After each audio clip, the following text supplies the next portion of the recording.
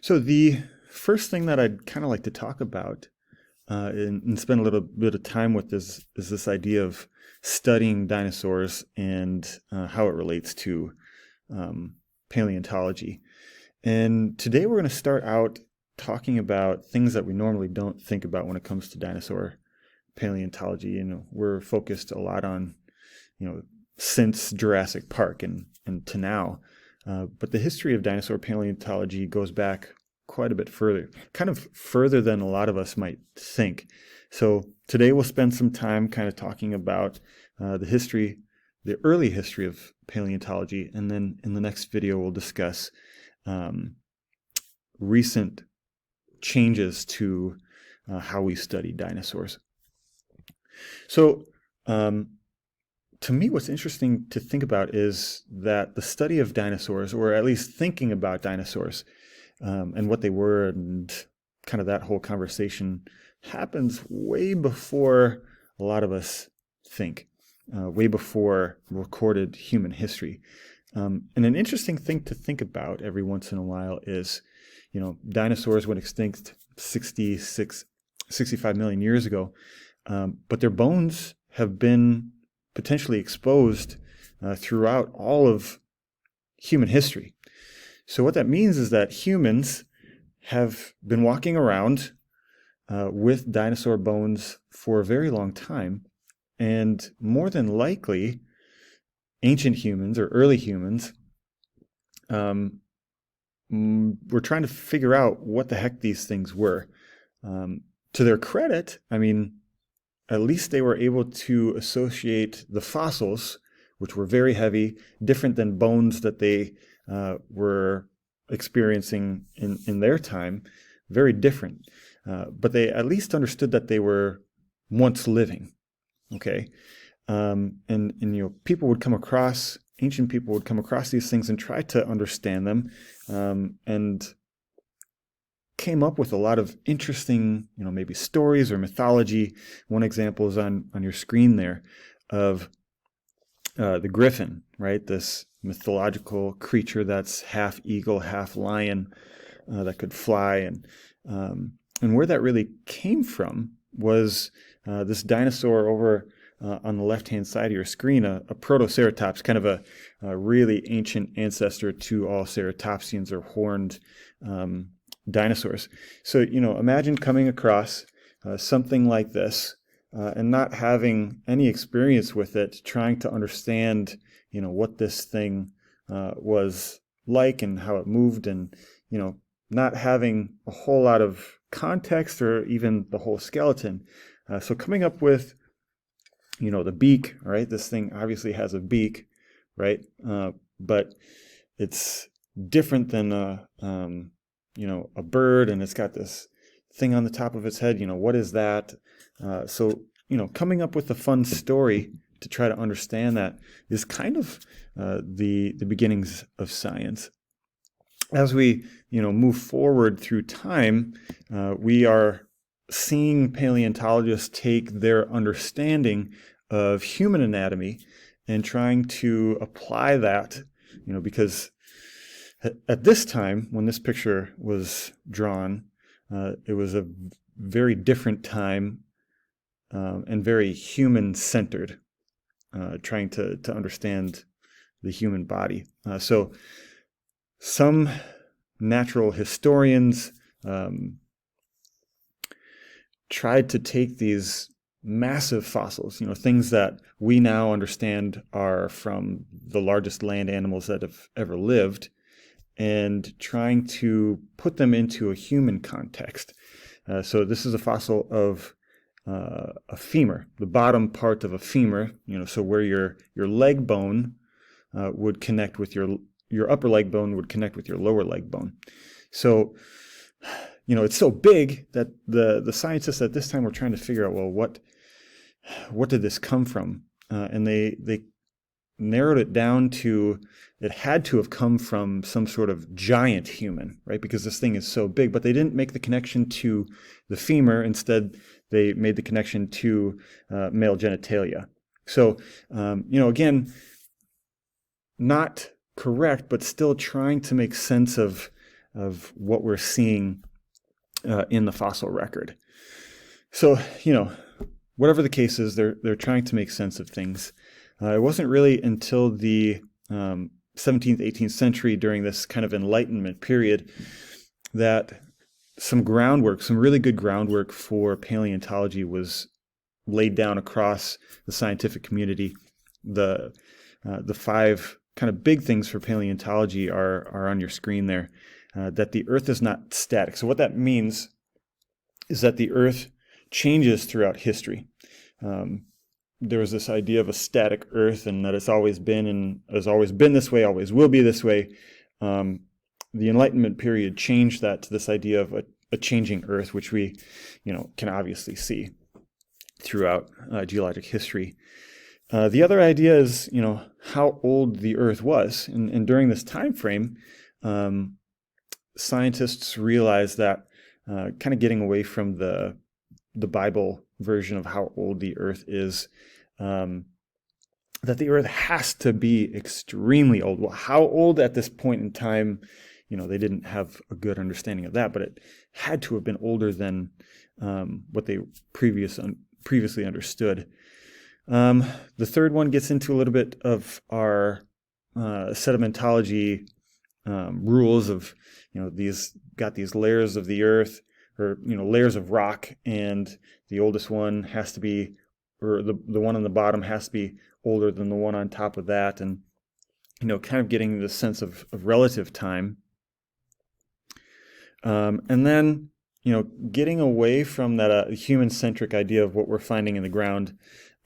These fossils that we see in the ground aren't coming from organisms that lived just recently, that they had to have come from further back in time, and they're coming from once living things. So these things that we're finding, these fossils that we're finding in the ground, are from once living things that have been preserved, and that we see through time, because the oldest rocks are on the bottom and the fossils change, that life on Earth is changing through geologic time as well. So these are really important pillars that kind of laid the foundation for this early dinosaur paleontology. This guy in 1822, Gideon Mantell, was kind of dubbed the first dinosaur hunter. And the funny story about this is that the fossils that you see on your screen are teeth of what will later be named Iguanodon. Were actually not found by Gideon, but his wife. So again, you got to put this time frame in context so that you're understanding, the relationships between, men and women and that kind of thing in that time. So this guy was, kind of into medicine, but then again, at this time, people were dabbling in a lot of things, and one of the things that a lot of the upper class and educated would dabble in is this idea of natural history. So the history of life, right? And what he understood, based on his other studies, is that these teeth really reminded him of the teeth of modern iguana. But they were just huge. So, he started thinking about, well, maybe there were, in the past, giant iguana-like organisms, these massive reptiles. I mean, here's a tooth of a triceratops, right?